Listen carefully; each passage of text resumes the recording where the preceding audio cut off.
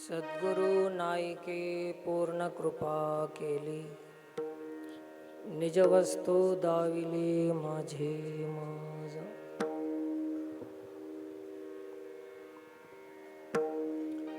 माझे सुख मज दाविले डोळा,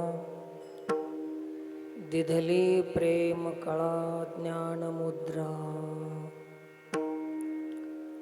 तया उतराई व्हावी कवन्या गुणे, जन्म नाही येणे ऐसे केले.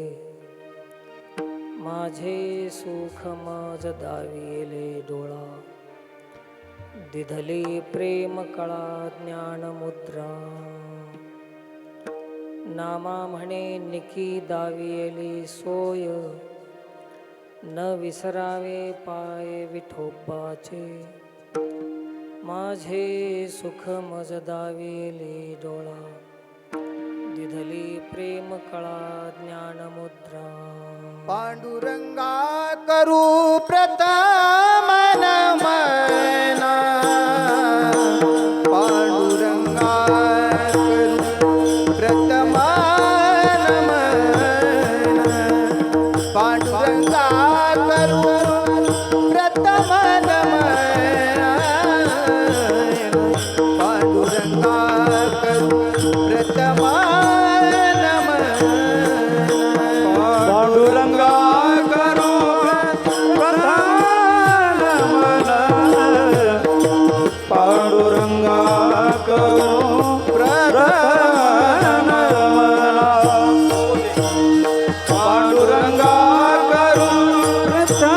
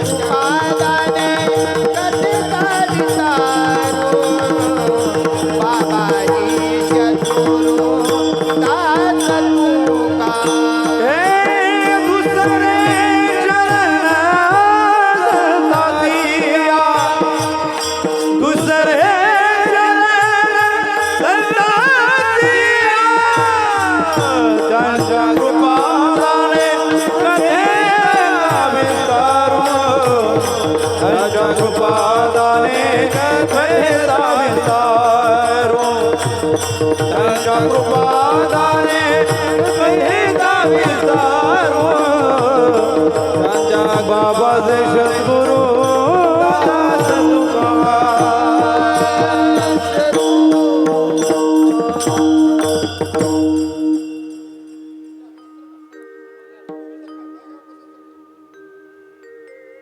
सरकून घ्या, थोडं पुढे सरकून घ्या. वसंतो ऐक्य काळी तुझा ऋतू, ऋतू काळीचा मारुतो. ज्ञानवनांतो जय घे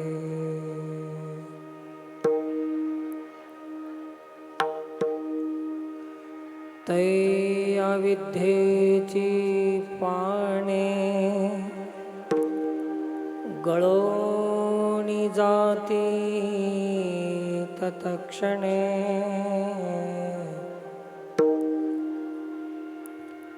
नवपल्लवी विराजमाने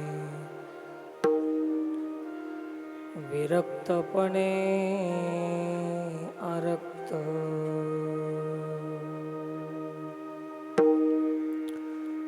गुरुर्ब्रह्मा गुरुर्विष्णू गुरुर्देवो महेश्वर गुरुर्साक्षात् परब्रह्म तस्मै श्री गुरवे नमः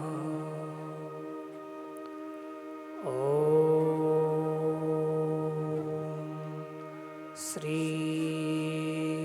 गुरुभ्यो नमः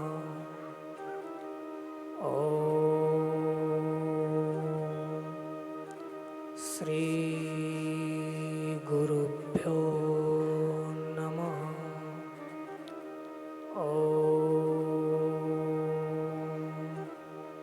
श्री गुरुभ्यो नमः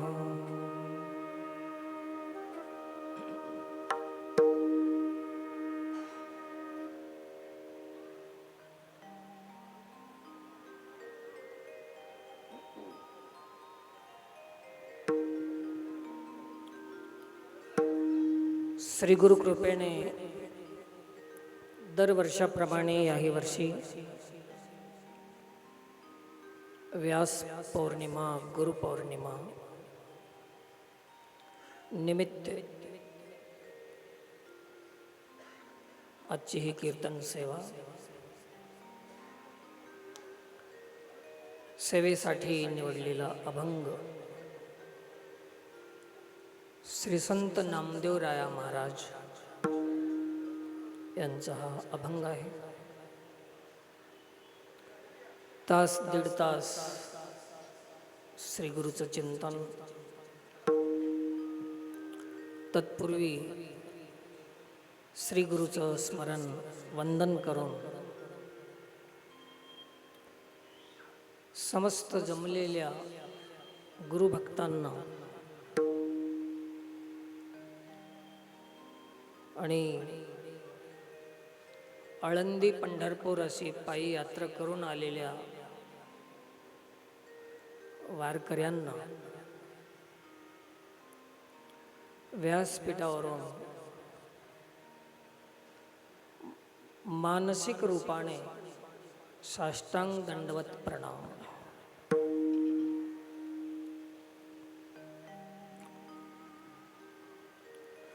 समस्त गुरुजनांचा प्रणाम करून आपण आपल्या चर्चेकडे वळणार आहोत. सर्वांना माहिती आहे की आज व्यास पौर्णिमा आहे. भीषण परिस्थितीमध्ये पावसाचं वातावरण, संततधार पाऊस,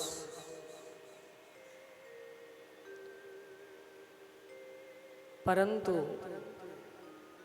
जहां आस्था है वहां रास्ता है. आस्था नसेल तर रास्ता सापडत नाही. अनुकूल प्रतिकूल परिस्थितीतूनही मार्ग सापडतो, पण केव्हा आस्था असेल तर. म्हणून आपण सर्वांची जी श्रद्धा आहे, जे प्रेम आहे गुरुप्रती, त्या तुमच्या श्रद्धेला, प्रेमाला व्यासपीठावरून नमन आहे. मी आणि तुम्ही सर्वजण आज गुरुचं स्मरण करण्यासाठी एकत्रित आलेले आहोत.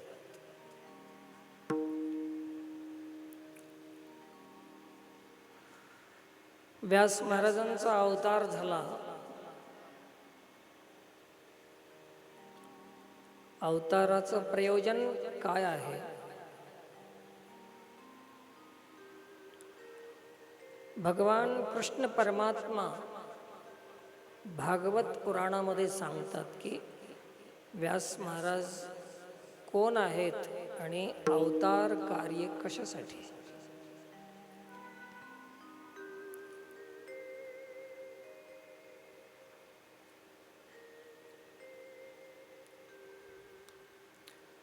एक ओवी आहे, तुमच्या समोर ठेवतो. तो मी वेद स्थापक श्री हरी, एकादश स्कंद भागवत पुराणामुळे. तो मी वेद स्थापक श्री हरी, लोक राखावया मर्यादेवरी. समस्त लोकांना मर्यादेत ठेवण्यासाठी, माणुसकीत बांधून ठेवण्यासाठी स्वतः परमात्मा सांगतात की लोक राखावया मर्यादेवरी. स्वये सत्यवतीच्या उदरी. व्यास महाराजांच्या आईचं नाव काय? सत्यवती. सत्यवतीच्या उदरी मी अवतार धारी श्री व्यास झालो. स्वयं कृष्ण परमात्मा सांगतात की व्यास म्हणजे मीच आहे आणि मी म्हणजेच व्यास आहे. म्हणून व्यास महाराजांचं एक नाव आहे कृष्णद्वैपायन. कृष्णद्वैपायन असं एक नाव आहे. तर आजची ही जी गुरुपौर्णिमा आहे, एका श्रेष्ठ आचार विचारामध्ये समाजाला बांधून ठेवून प्रेरित करणारी पौर्णिमा म्हणजेच गुरुपौर्णिमा आहे. प्रत्येक जीवाला एक मर्यादा देणारी पौर्णिमा आहे. श्रेष्ठ आचार विचाराची प्रेरणा देणारी गुरुपौर्णिमा.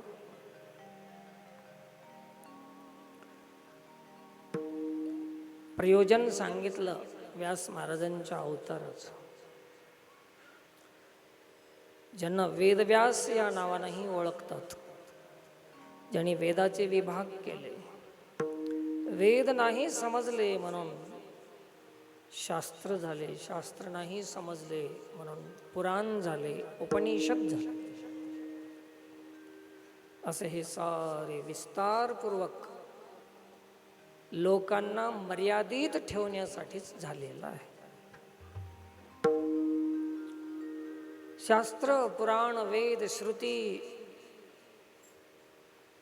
मर्यादा सांगण्यासाठी आहे.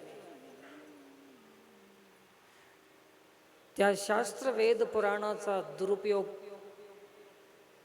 होऊ नये याच्यासाठी आहे. सध्याचा काळ असा आहे की माणसांनी कशाचाही दुरुपयोग केलेला आहे. आपल्या सुखसोयीसाठी, आपल्या विषय भोगासाठी कशालाही सोडलं नाही. वेदाचाही विक्रय झाला, ज्ञानाचाही विक्रय झाला, शास्त्राचाही विक्रय झाला.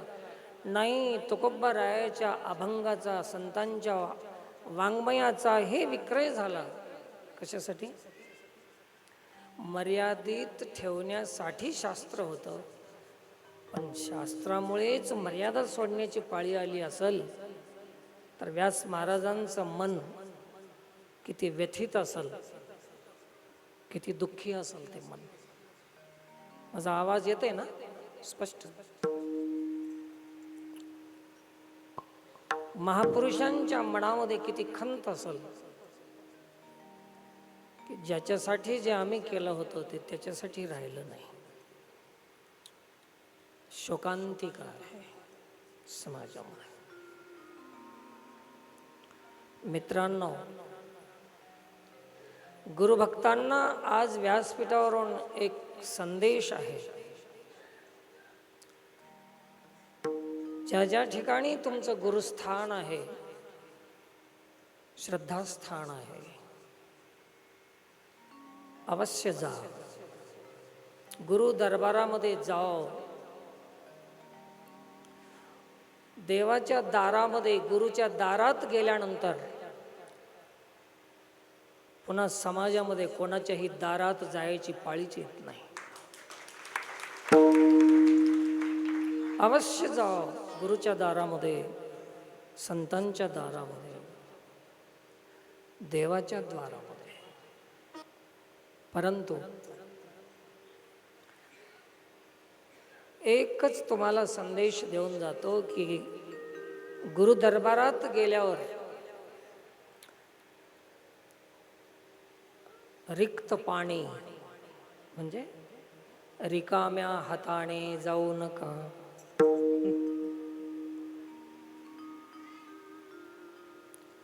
हे म्हणतील की आज महाराजांच्या तोंडून नवीनच ऐकलं.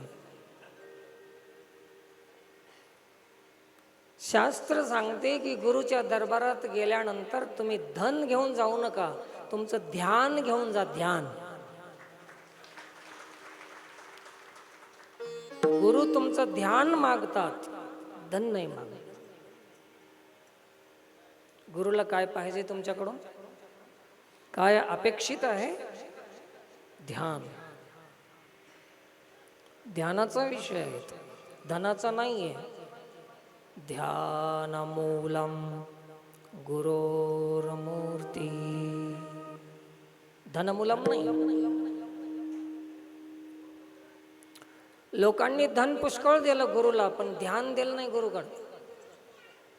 गुरु वचनाकडे ध्यान नाही, गुरु मूर्तीकडे ध्यान नाही, गुरुच्या शब्दावर ध्यान नाही, गुरुनं सांगितलेल्या आदेशावर ध्यान नाही.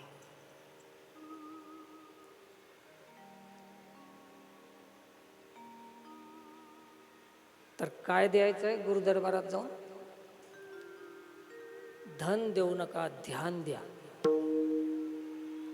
रिक्त हात, रिक्त पाणी म्हणजे रिकाम्या हातानं जाऊ नये, ध्यान द्यावं लागतं. ध्यान देण्याचा अर्थ आहे की बुद्धी देणे. भगवान कृष्ण परमात्मा याचा उल्लेख करतात, दधामी बुद्धियोगम. हे अर्जुना, मी तुझा गुरु आहे, तू शिष्य आहेस, तर मला बुद्धी दे तुझी. दधामी म्हणजे देऊन टाक मला, दे. माणसानं धन दिलं, रुपये पैसे वस्तू पदार्थ सगळं दिलं, परंतु बुद्धी मात्र आपलीच आपल्याकडेच ठेवली, गुरुला दिली नाही. आता त्या बुद्धीला निर्दोष कोण करणार? जोपर्यंत आपली बुद्धी गुरुला समर्पित करणार नाही तोपर्यंत बुद्धी निर्दोष होणार नाही. बुद्धीचा दोष कोण घालणार? दोषयुक्त बुद्धी आहे. दधामी बुद्धी योगम तम. बुद्धी दे मला.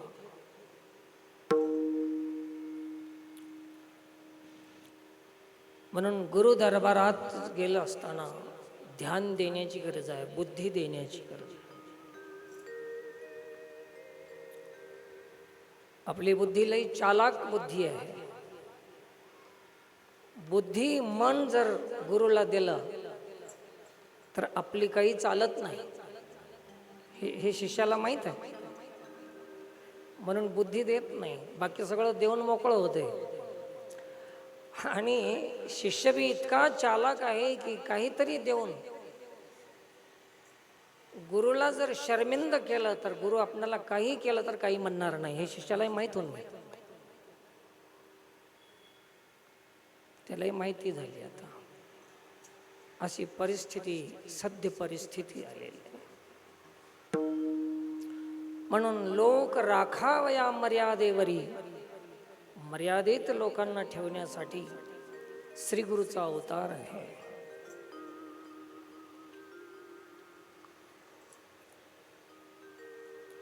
पुन्हा एक बार स्पर्श करून जातो. मी गेल्या वर्षी तुम्हाला सांगितलं विषय आहे. गुरु हे कोण आहेत आणि कशासाठी गुरु आहेत? हे सगळे जीव, तुम्ही, आम्ही ईश्वराचे अंश आहोत. हे नेहमी आपण ऐकत असतो. ईश्वर अंश आहात आपण. आता जीव झाल्यामुळे आपण ईश्वराला विसरून गेलो, आणि ईश्वराचं विस्मरण झाल्यामुळे आता जीवाचं पतन होणार आहे हे ईश्वरालाच कळालं, जीवाला नाही कळालं. तेव्हा ईश्वरानंच आपली काळजी घेतली. माझेच अंश आहेत आणि याचं पतन जर होत असेल तर आता जबाबदारी कोणाची? माझीच आहे.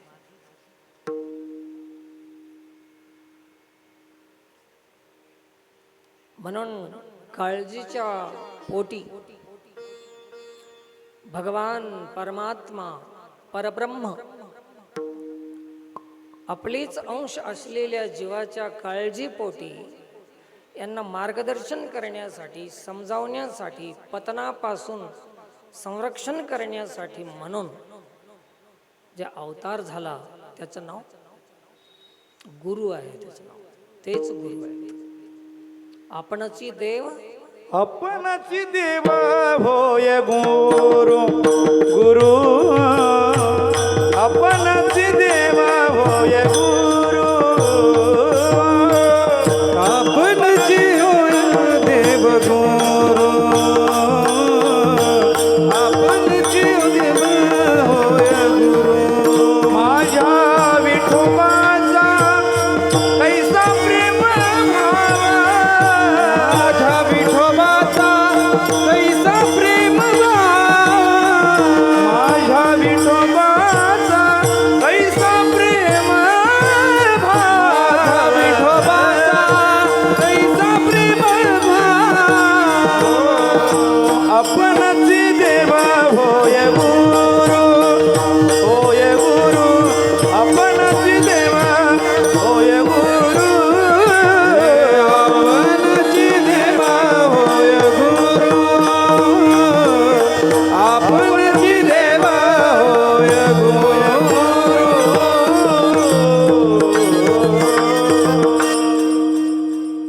आपणची देव होय गुरु. आपणच गुरु झाले. त्याच प्रमाणाचा आधार घेऊन नामदेवराया च्या मुखातून हे अभंग प्रगट झाला. पूर्ण कृपा केली आपले अंश असलेल्या जीवावर. सद्गुरु नाईके पूर्ण कृपा केली. निज वस्तू दाविली माझी माझ. सद्गुरु तुम्हाला जे देतात ते कुठून बाजारातून बाहेरून आणून देत नाहीत. तुमचंच तुम्ही विसरून गेलेलं तुम्हाला स्मरण करून देतात. सद्वस्तूचं स्मरण करून देतात ते सद्गुरु. जे सद्वस्तू आहे, तुमच्यामध्ये एक तत्व आहे, एक चेतना आहे, एक परमतत्व आहे. त्या चेतनेचं स्मरण करून देतात ते सद्गुरु. बाहेरून काही देत नाहीत. तुमच्या निजरूपाचं, स्वरूपाचं भान करून देतात, स्मरण करून देतात. आम्ही लोकांनी काय केलं की सांसारिक पदार्थ, वस्तू काही मिळालं की गुरुकृपा आहे म्हणतो. त्याला कृपा म्हणतो आम्ही. धंदा चांगला चालला की गुरुकृपा आहे. संसारामध्ये थोडंसं सुख आलं, गुरुकृपा आहे. थोडेसे 4-2 पैसे हातात आले, गुरुकृपा आहे. पण गुरुकृपेची परिभाषा जर विचारायची असेल तर नामदेव रायाला विचारा. निज वस्तू दाविली माझी मज, हे सद्गुरूची पूर्ण कृपा. आपली वस्तू आपण विसरून गेलेली पुन्हा स्मरण करून देतात, ध्यान करून देतात, त्याला म्हणतात गुरुची कृपा झाली. सांसारिक वस्तू पदार्थाच्या प्राप्तीनं गुरुकृपा झाली नाही. अजून एक सांगून जातो, घरदार वस्तू पदार्थ वैभव ऐश्वर्य मठ मंदिर कीर्ती हे सगळं मिळालं, हे गुरुकृपा नाही. व्यासपीठावरून सांगालो, याला गुरुकृपा म्हणत नाहीत. जे काही तुम्हाला मिळालं असेल, धंदा पाणी रुपये पैसे वैभव संपत्ती सत्ता संपदा प्रतिष्ठा इत्यादी, हे गुरुकृपा नाही. तर मग कोणती गुरुकृपा आहे? तर या सगळ्या वस्तूची अपेक्षा जाऊन, कामना जाऊन जेव्हा निष्काम बुद्धी होते शिष्याची, ते गुरुकृपा आहे. त्याला गुरुकृपा. मिळणं गुरुकृपा नाही, मिळण्याची इच्छा संपून जाणे याचं नाव गुरुकृपा आहे. ऐकू वाटलं तर ऐका, नाही तर न ऐका, त्याला काय? पटत नसेल तर त्याला काय करणार? मिळविणे गुरुकृपा नाही, मिळविण्याची इच्छा संपवणे संपणे याचं नाव गुरुकृपा आहे. 12व्या अध्यायामध्ये श्लोक आलेला आहे, अनपेक्ष शुचिर दक्ष उदासीनो गतव्यथ सर्वारंभ परित्यागी यो मद्भक्त समे प्रिय. हे गुरुकृपेचा परिचय आहे. तुमची इच्छा जर कमी होत असेल मिळविण्याची, तर समजायचं की आता गुरुकृपा व्हायली, झाली नाही, आणि आता व्हायली. आता तर सद्गुरु नायके पूर्ण कृपा केली, निज वस्तू दाविली माझी मज. कशाला बी गुरुकृपा, कशाला बी गुरुकृपा.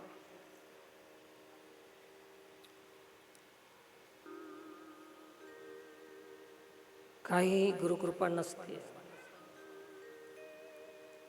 तर हे गुरुकृपेचा परिचय आहे. सद्गुरु जे देतात आपणाला, प्रत्येकामध्ये असं एक वस्तू पडून आहे, त्याची माहिती नसल्यामुळे आम्ही असंतुष्ट आहोत. आम्ही शक्ती क्षीण होत चाललेली, आमची असमर्थ होत चाललेले होतो आम्ही.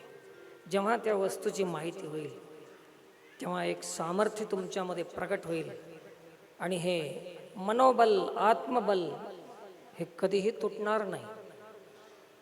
एक सामर्थ्य प्रकट होईल माहिती झाल्यानं. आम्ही आम्हाला कमी समजतो. ज्ञानेश्वर महाराजांनी दृष्टांत दिलेला आहे. एक भिकारी गाव पुरं मागून आणायचा आणि आपल्या झोपडीमध्ये राहायचा. शिळे तुकडे, रात्रीची उरलेली भाजी, इटून गेलेली भाजी, लोकांनी दिलेली भाजी. भिकार खायचं, आपलं मजेत खायचं. एक दिवस एक प्रवासी प्रवासात जाता जाता त्यांना वेळ झाला, त्या गावात मुक्काम पडला. आणि त्यांनी गावात विचारलं की बाबा मी मुक्काम राहायचंय मला, तर कोणाकडं राहणं ठीक राहील, जागा आहे का कोणाकडं?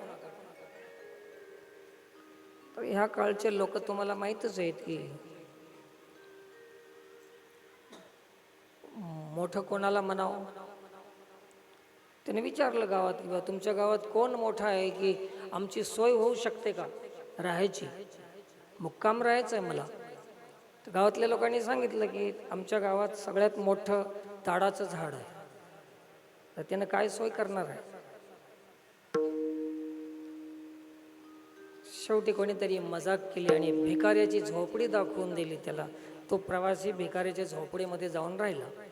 त्याला बी आपला एक मुक्काम करायचा होता. जाऊन थांबला मुक्काम. रात्रीची वेळ होती, पण जो प्रवासी मुक्कामाला थांबला होता तो धन पायाळू होता. त्याला जमिनीतलं धन दिसत होतं. त्या भिकाऱ्याच्या झोपडीमध्ये खात खात, तुकडे खात खात ते पायाळू हसू लागला. भिकाऱ्याने विचारलं, काय झालं हसायला? म्हणले, याचं हसू येतंय की एवढं धन तुझ्या घरात असून तू भीक मागतोस. त्यानं म्हणलं, कुठं धन आहे? हे काय तुझ्या झोपडीमध्ये रांजण भरून आहे, सुवर्ण मुद्रा आहेत. दृष्टांत आहे का दरिद्र्याचे परिवरी, लोह्या रुतल्या हाती सहस्त्रवरी, वरी बैसोनी उपवासु करी का दरिद्रे जिये. त्याच्यावर बसून उपासी आहे अथवा दरिद्रीचं जीवन जगतो. कशावर? धनावर बसून. भीक मागणं. तसं हे तुम्ही आम्ही जे ईश्वरांश जीव आहोत, निरंतर भीक मागण्यावरच आहोत आपण. विषयाची भीक मागतो, भोगाची भीक मागतो, पैशाची भीक मागतो, धनाची भीक मागतो, वस्तूची भीक मागतो. कशाची बी भीक भीक भीक मागणे. जे बी मागणं असेल ते मग ते ओट का असणार, काय म्हणतात त्याला? भीकच आहे ना. दक्षिण्याची भीक, ओटाची भीक, पोटाची भीक, नोटाची भीक, मठाची भीक आणि कशाची. तुम्ही ते साखळी पुन्हा जोडून घ्या कशा कशाची. हे सगळी भीक आहे. कुठपर्यंत हे भीक मागणार? जोपर्यंत आपणाला आपल्या आत्मस्वरूपाची उपलब्धी होणार नाही, आपलं सुख आपणाला दर्शित होणार नाही, दाखवणार नाही कोणी, तोपर्यंत तुम्ही आम्ही हे भिकारीच राहणार. आणि एकदा त्याची प्राप्ती झाली मग दारोदारी न फिराल, न फिराल, मग दारोदारी न फिराल,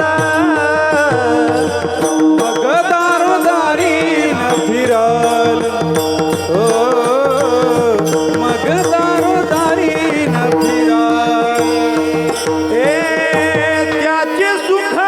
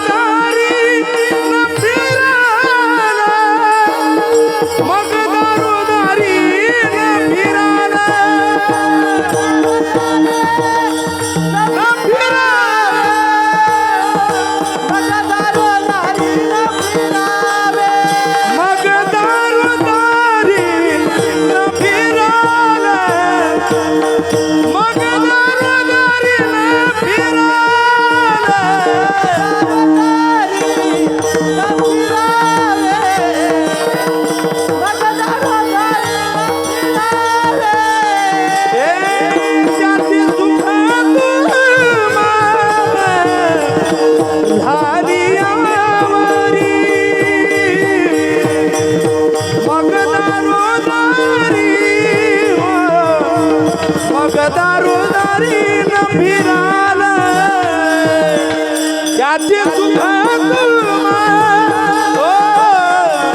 झाली आवरी मग दारोदारी फिरा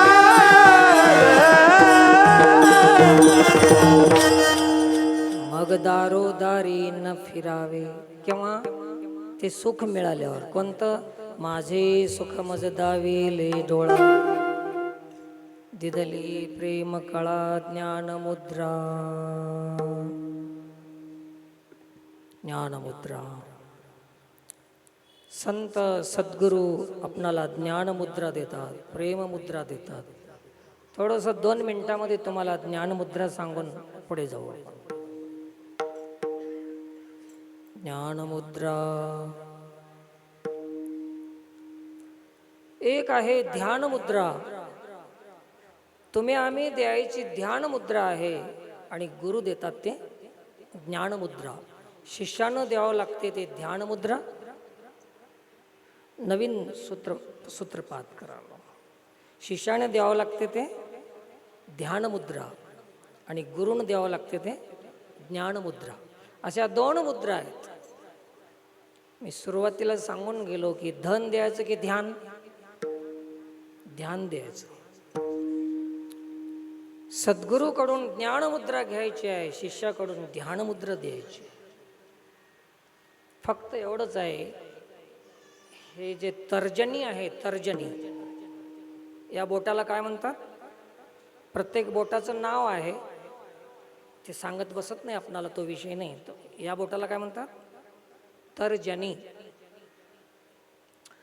हे जीवाचं प्रतीक आहे.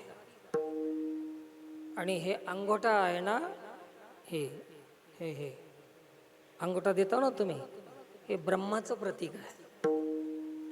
याच्याशिवाय तांदूळ मिळणं, याच्याशिवाय पेन्शन मिळणं, याच्याशिवाय टेन्शन मिळणं, हे सगळं हे ब्रह्माचं प्रतीक आहे. हे ब्रह्मा आहे, हे जीव आहे. दोन्हीमध्ये अंतर टुचभरच आहे. ब्रह्मामध्ये जीवामध्ये लय जास्त अंतर नाही. याला काय म्हणतात? टुचभर. मग हे ज्या ज्या वेळेस कोणाला काही आदेश द्यायचा असेल, दंड द्यायचा असेल, बोलायचं असेल, दुखवायचं असेल, तर कोणता बोट तुमच्या पुढे होते?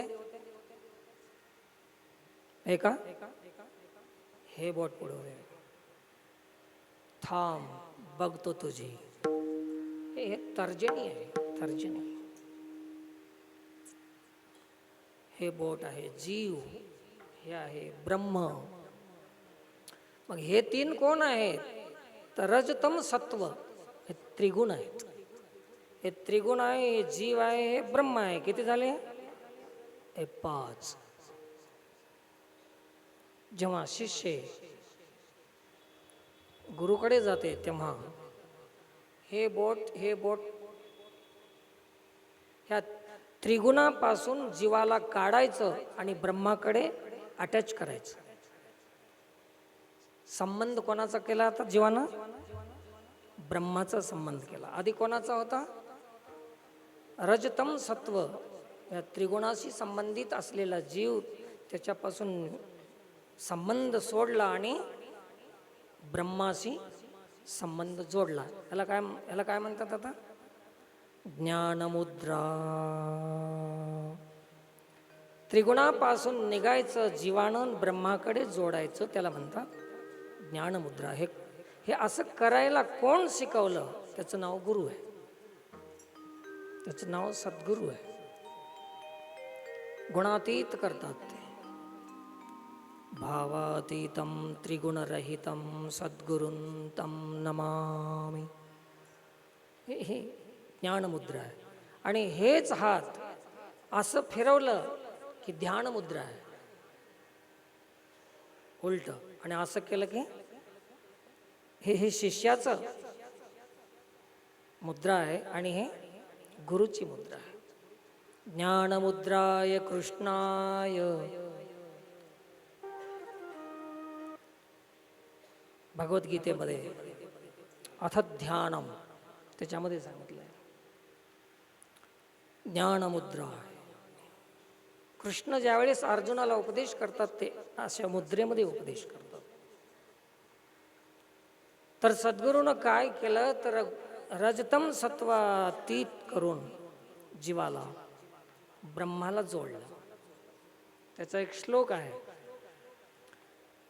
त्रैगुण्य विषया वेदा निस्त्रैगुण्य भवार्जुन निर्द्वंद्वो नित्यसत्वस्थो निर्योगक्षेम आत्मवान. आता एक शब्द इथं आलेला आहे, जेव्हा त्रिगुणाचं निस्तरण होते, त्रिगुणातून निघून जीव ब्रह्माकडे येते, तेव्हा त्याला नाव येते एक आत्मवान. आता बाकी आपल्याला धनवान, गुणवान, विद्वान हे सगळे नावं आलेत, पण एक नाव अजून आलं नाही. कोणतं? आत्मवान. निर्द्वंद्वो नित्यसत्वस्थो निर्योगक्षेम आत्मवान. तर हे फक्त आणि फक्त हे गुणातीत होऊन जेव्हा ब्रह्माशी संबंध होईल जीवाचा, तेव्हा त्याला हे पदवी येते. कोणती? आत्मवान. आत्मवान होण्यासाठी गुरुकडे जा. आत्मवान होण्यासाठी सद्गुरूची सेवा करा.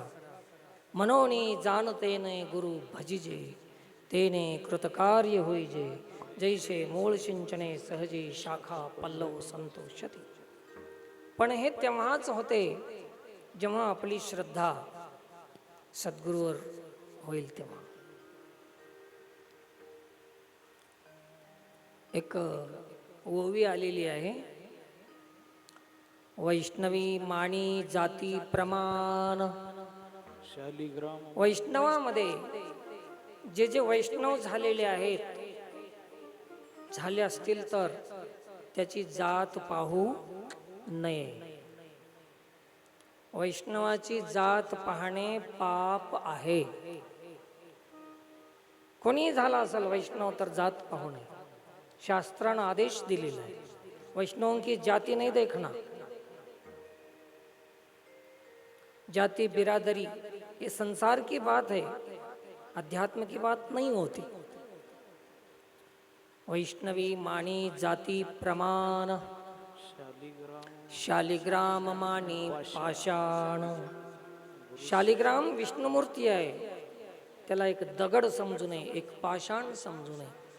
आणि गुरुशी मानू नये माणूसपण, तो पापिष्ठ जान सर्वथा. पापिष्ठ आहे, त्याच्यासारखा पापी कोणी नाही. गुरुला माणूस मानतो. माणूस मानून जर भक्ती केली तर प्राकृत फळाची प्राप्ती होते, जे गुणात्मक आहे, रजतम सत्वात्मक आहे. आणि त्याला जर साक्षात परब्रह्म मानून जर आपण उपासना केली, गुरुची उपासना केली, तर त्याला आत्मवान हे पदवी मिळते, परमात्म प्राप्ती होते, आत्मसिद्धी होते. म्हणून ज्ञानमुद्रेची चर्चा अभंगाच्या दुसऱ्या चरणामध्ये. कमज दावियले डोळा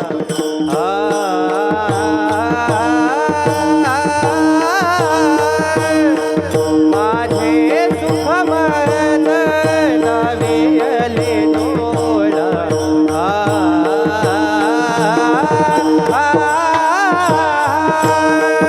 माझे मध मध दाविले डोळा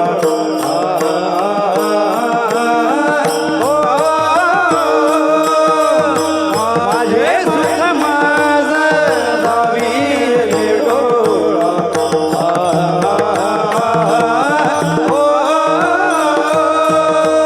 माझे सुखमद दावियले डोळा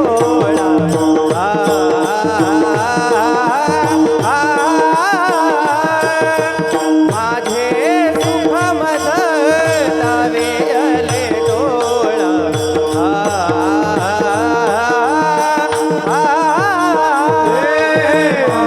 सुख माझ दाविले डोळा.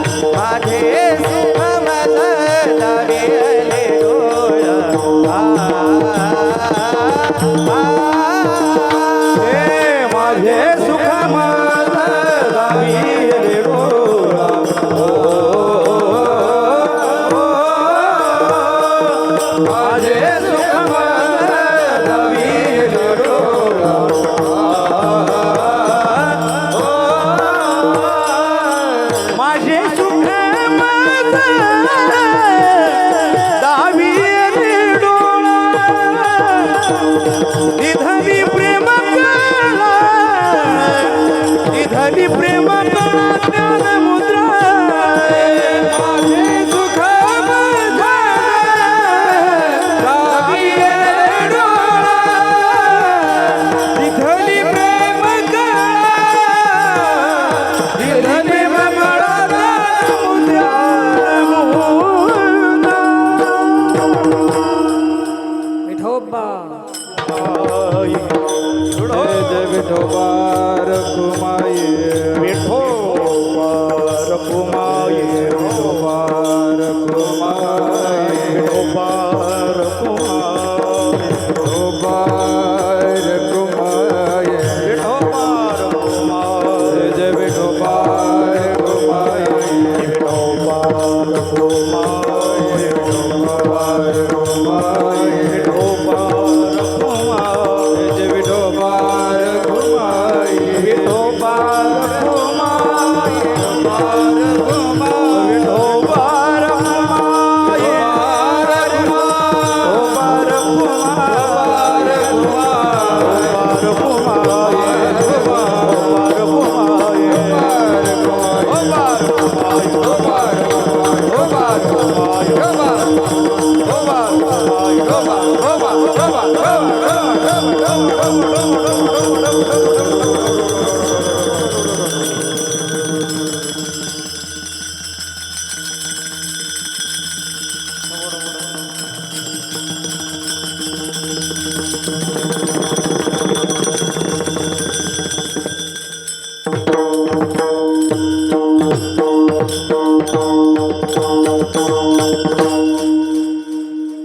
माझे सुख मज दाविले डोळा दिदली प्रेम कळा ज्ञानमुद्रा असं हे गुरुचं वर्णन केलेलं आहे. काय देतात? प्रेम मुद्रा. इथं तुम्ही जे आलात नाही सगळे सर्वांनाच माहीत आहे इथं सोय नाही. सोयीसाठी जाण्याची जागा वेगळी आणि सेवेसाठी येण्याची जागा वेगळी, दोन अलग अलग. सोयीसाठी जाणं संसार आहे आणि सेवेसाठी येणं परमार्थ आहे. दोन्हीचा अर्थ लक्षात ठेवा. तुम्ही कशासाठी आता सेवेसाठी आलाव की सोयीसाठी? सोय काहीच नाही. आता जाताना अजून कुठं भिजून जावं लागते की तुम्हाला? काय माहिती, काय होत नाही. आज भिजलं तरी काही हरकत नाही, सगळं धुवून जाईल आता जे काही आहे ते, आणि काही मोड फुटणार नाहीत कोणाला. सोयीसाठी आणि सेवेसाठी मी अनेक वेळेस मागे सांगितलेलं आहे. थोडंसं माझं बोलणं तर माहितीच आहे सर्वांना. सरासरी प्रत्येक महाराज कीर्तनाची सुरुवात करताना पहिला शब्द काय आहे? सेवेसाठी घेतलेला अभंग. मला वाटते इतकं लबाड बोलण्यापेक्षा शब्द बदलून टाकावं. सोयीसाठी घेतलेला अभंग म्हणायचं आणि सुरुवात करायची. काय बिघडलं? सत्य बोलण्यात तरी कमीत कमी पाप लागणार नाही. खोटं बी बोलावं आणि चुकीचं काम बी करावं, दोन्ही चुकीचं.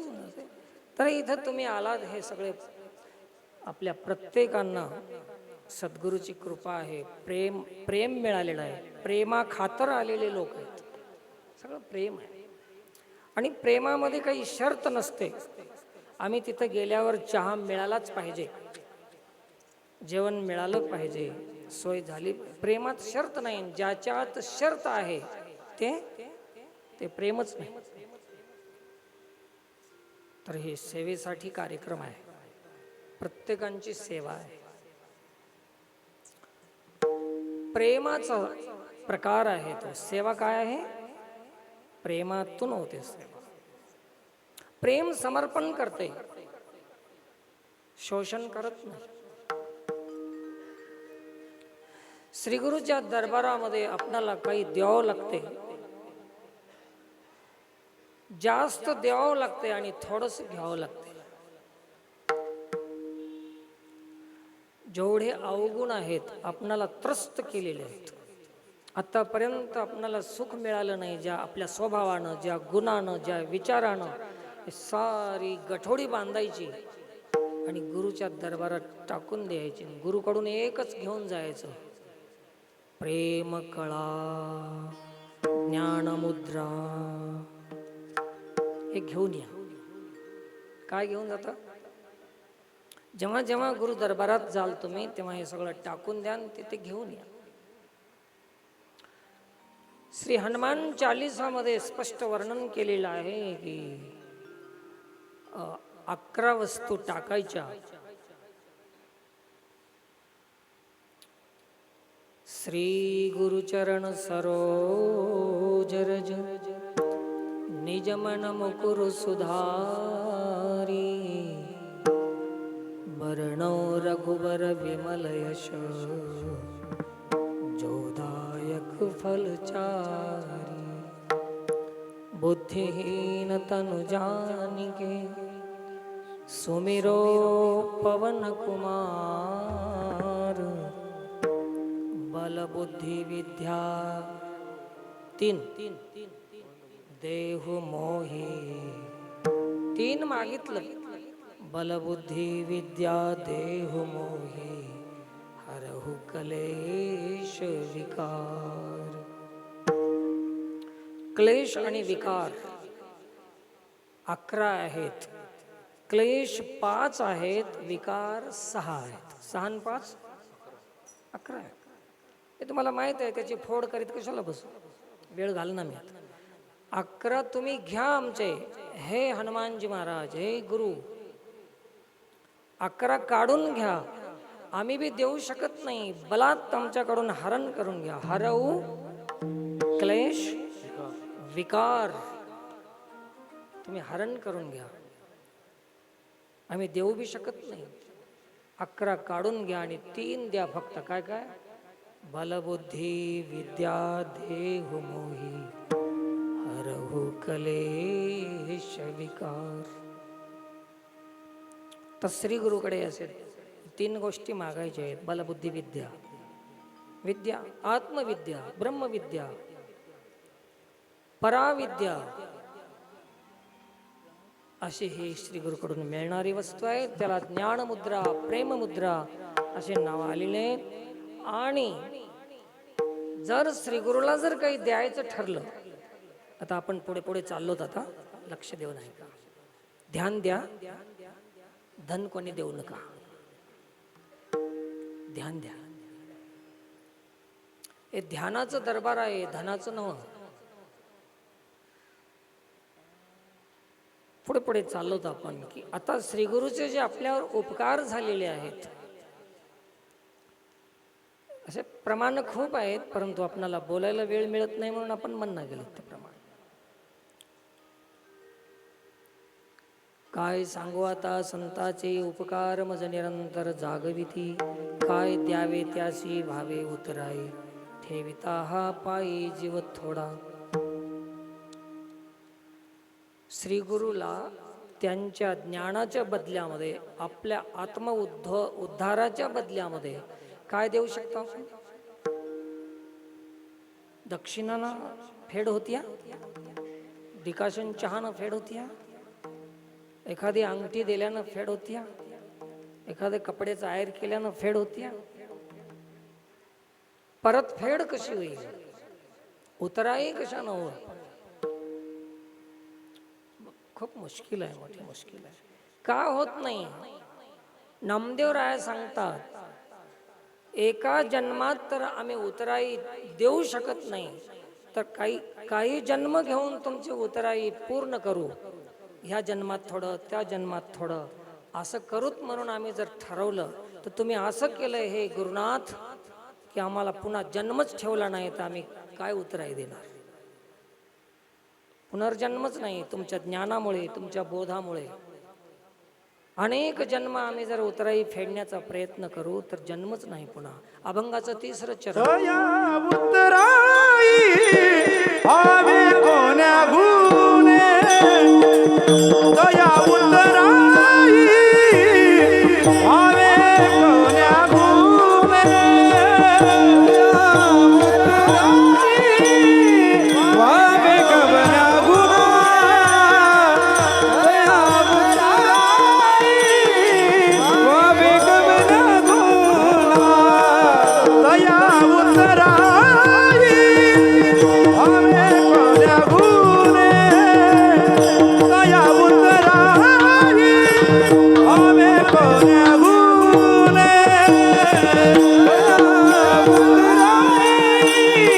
भावे कवना गुणे दया उतराई भावे कवना गुणे जन्म नाही येणे ऐसे केले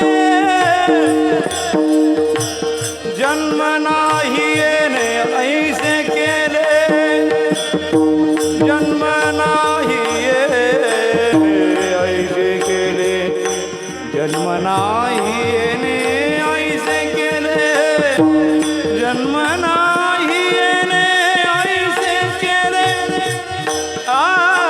जन्म नाही येणे ऐसे केले ऐसे केले जन्म नाही येणे ऐसे केले माझे सुख लाविले डोळा माझे सुख लाविले डोळा दया उतराई येणे ऐसे केले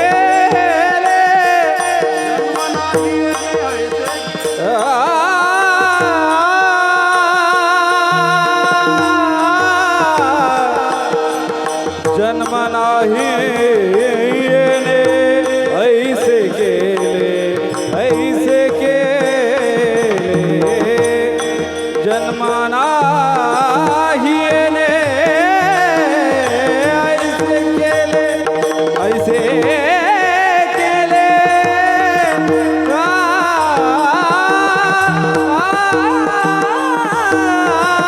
ऐसे केले जन्म नाही ऐसे केले माझे सुख लाविले डोळा माझे सुख लाविले डोळा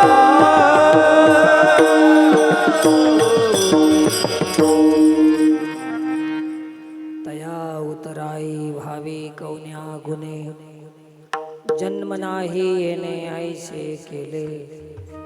पुन्हा जन्म नाही रे अनेक असं सद्गुरूनं केलेलं आहे. म्हणून आपण उतराई होऊ शकत नाही. एकच काम करायचं आहे की त्यांनी जे सांगितलेलं आहे ते आदेशाचं पालन करणं. सज्जन हो, एक ध्यानात ठेवा. जाता जाता एक सांगून जातो तुम्हाला की श्रीगुरु शास्त्र श्रीगुरूच्या मुखातून प्रस्फुटित होते. गुरुच्या मुखातून शास्त्र प्रगट होते. जयाचे बिसाट शब्द सुखे मनोयेती वेद. सध्याचा काळ असा झालेला आहे की प्रत्येकाचं मत वेगळं आहे आणि ज्याच्या त्याला आपलंच खरं वाटते हे सत्य आहे.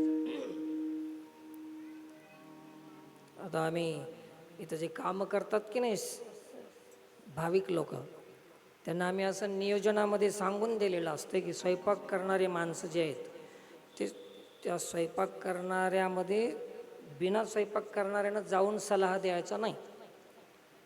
नाहीतर स्वयंपाक बिघडल्याशिवाय राहतच नाही. आमचे रोजचे अनुभव आहे ते.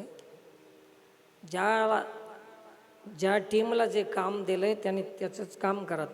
आम्ही सांगितलं की स्वयंपाक करणाऱ्यांनी स्वयंपाक करावं, दुसऱ्यानं जाऊन आणि थोडं पाणीच वाढव आणि जाळच घाल. काय करणं नाही काय नाही, पण सांगल्याशिवाय राहत नाही. सांगायची इतकी आवड आहे माणसाला, भलतीच आवड आहे, खूपच आवड आहे. आणि त्याने ज्याला जे काम दिलंय ते कच्चं ठेवू दे, करपून टाकू दे, ते त्याची जबाबदारी आहे ना. मध्ये कशाला तोंड घालायचं. ज्याला जे काम दिलंय त्याने तेच काम करावं. असं नियोजन असेल तर काम सक्सेस, सफल. आता फेल होऊन जातं. आता मला कीर्तन करायचं मला दिलं तुम्ही, म्हणजे मी कसं चांगलं करो बिघडून टाको. तुम्ही मध्ये मध्ये जर सांगायला सुरू केलं तर कीर्तन जाते हेच. पण सांगायचं सगळ्यांनाच आवडतंय, पण करायचं कोणालाच आवडत नाही. करा. म्हणून प्रत्येकांचं मत भिन्न आहे. मुंडे मुंडे मतीर भिन्नम. प्रत्येक जेवढे मुंडके आहेत तेवढे मत भिन्न मत आहेत. याच्यासाठी कोणाचं ऐकायचं मग, तर एकच काम करा. जेव्हा जेव्हा तुम्हाला ऐकायचं असेल तर कोणालाही प्रमाण मानू नका, एकच प्रमाण माना. तस्मात् शास्त्रम प्रमाणम ते कार्य व्यवस्थित. हजारो महाराज सांगतील, पण तुम्ही जे करते वेळेस शास्त्र बघूनच करा. महाराज काय आपणाला अनुकूल पडेल तसं सांगतात, सोयीसाठी घेतलेला अभंग. आमची सोय कशात होईल ते तुम्हाला आम्ही सांगणार. तुम्हाला खरं जर सांगाल तर फक्त एक शास्त्रच आहे जगामध्ये. अनहितापासूनी काढिती, हित देवनी वाढविती, नाही श्रुती परवती माऊली जगा. एकच असं शास्त्र आहे, श्रुती आहे की तुम्हाला ते सत्य सांगू शकते. कारण की तिथं स्वार्थ नाही, तिथं भय नाही, तिथं भेद नाही, तिथं भीड नाही. माझे नेहमीचे सूत्र आहेत. ह्या 3 गोष्टी जिथं नाहीत ते ऐकाव. जिथं भीड नाही, भेद नाही, भय नाही, हे 3 गोष्टी जिथं नसतील त्याचं ऐकलं तर आपलं हित नक्की होणार, कल्याण होणार. त्याच्यामुळे बाकी तुम्ही कोणाचं ऐकलं तर हित होणार नाही. म्हणून सद्गुरूनं जे सांगितले की एक परमात्मा आहे, व्यापक परमात्मा आहे, दाखवून दिलेला देव आहे. नामदेवरायाच्या गुरूंनी नामदेवरायाला जे सांगितलंय ते प्रमाण मानून ते केलं तर आपली सोय होत्या, आपला उद्धार होते. ते सोय अशी आहे, निक्की सोय, म्हणजे भेसळ नाही. ते शब्दच असा दिलेला आहे अभंगामध्ये, निक्की सोय. अभंगाच्या शेवटच्या चरणात नाम म्हणणे